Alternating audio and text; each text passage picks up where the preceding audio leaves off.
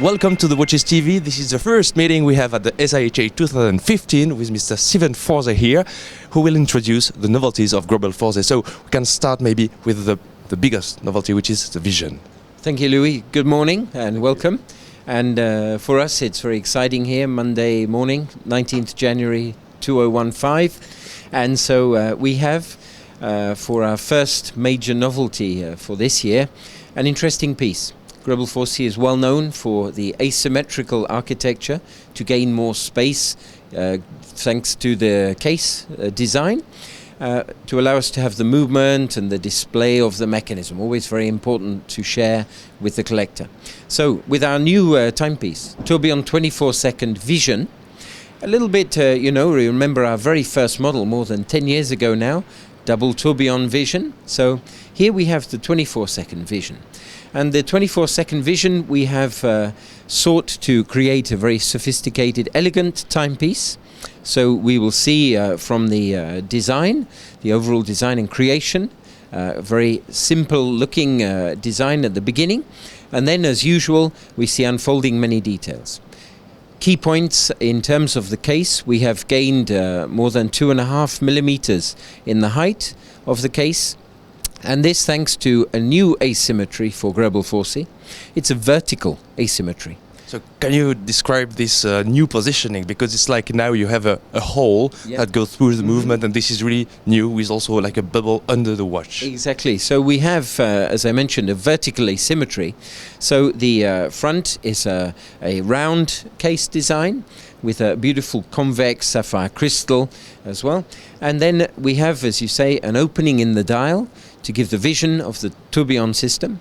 And then this vertical asymmetry gives us a semi-spherical dome on the movement side. So breaking out over the reference point and surface of the bridges, we have a sapphire crystal dome giving full access visually to the tourbillon system.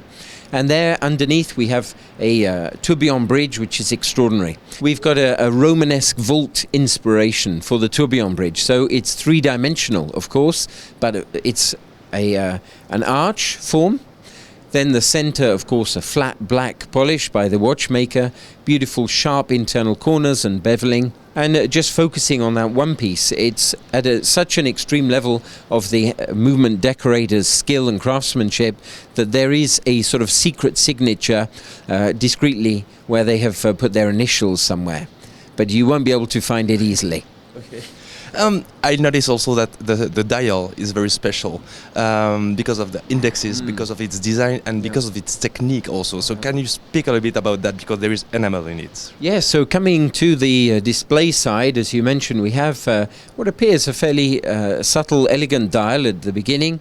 It's a palladium finish at the end, so we have a very beautiful, subtle, matted finish.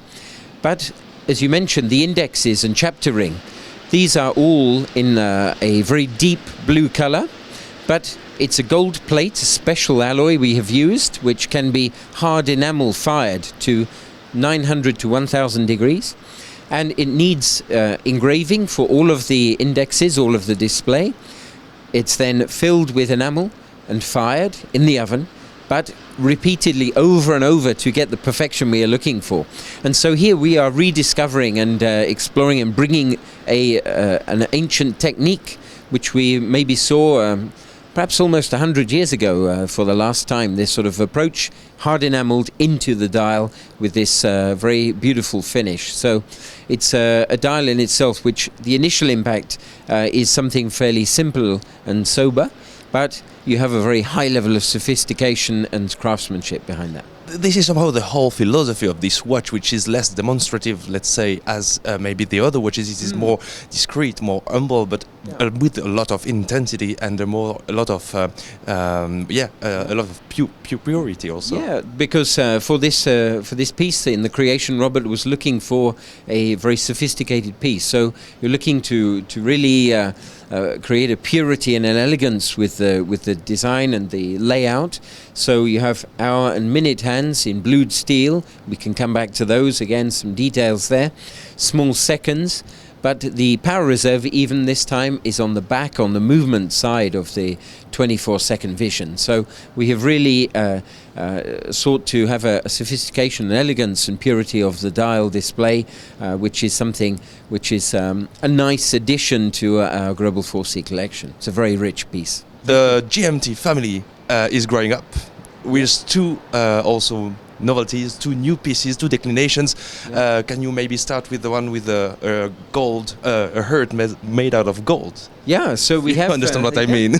So we have, for the GMT, as you said, we have already the GMT from Greubel Forsey is really something quite striking.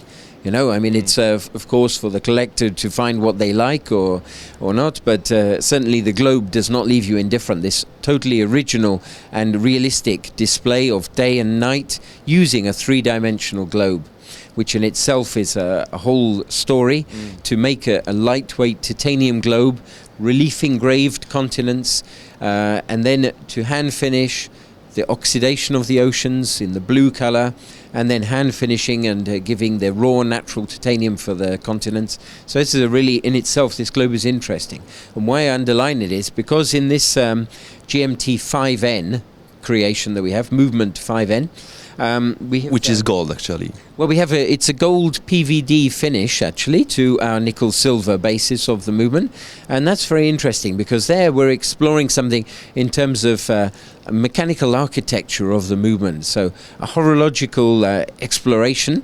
And you can see in this piece how the globe is providing much more relief. And the 5N finish on our hand-finished detail of the movement reinforcing and giving a very, very unique character and contrast to the platinum case.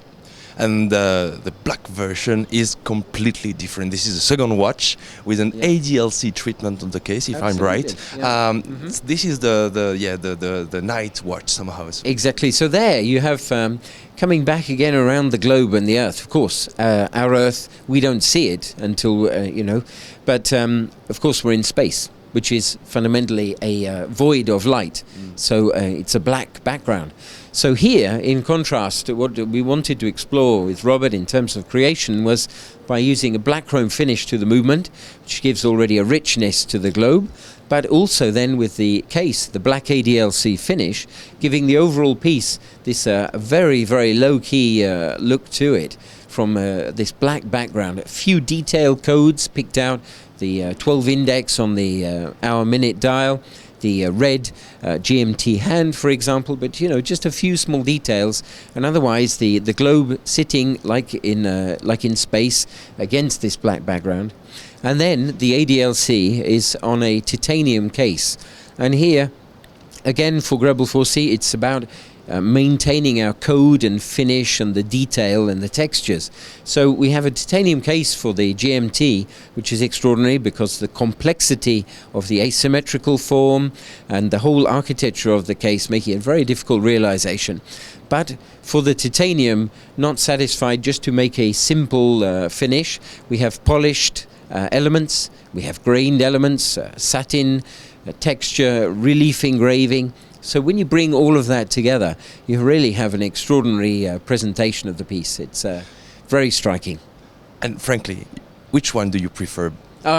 This is the killer question, of course. I know that. It's like which of my children do I love the most? Yeah, I know both. I think each creation, we are exploring and our passion for the original creation each time. So it's not just a simple change of material. It's a lot of work in detail to get all of the tiny codes together.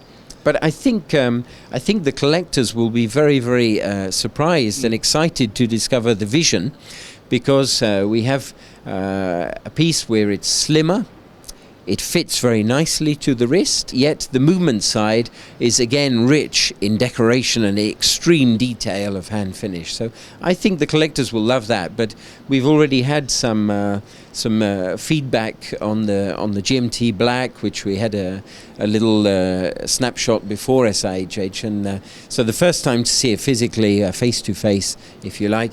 But I think we'll be interested to share these with collectors. Excellent. Thank you very much for your time, Stephen Forsey, and I wish you a very good fair. And we wish you a good week here in Geneva. Excellent. Thank you. Thank Bye. you. Great.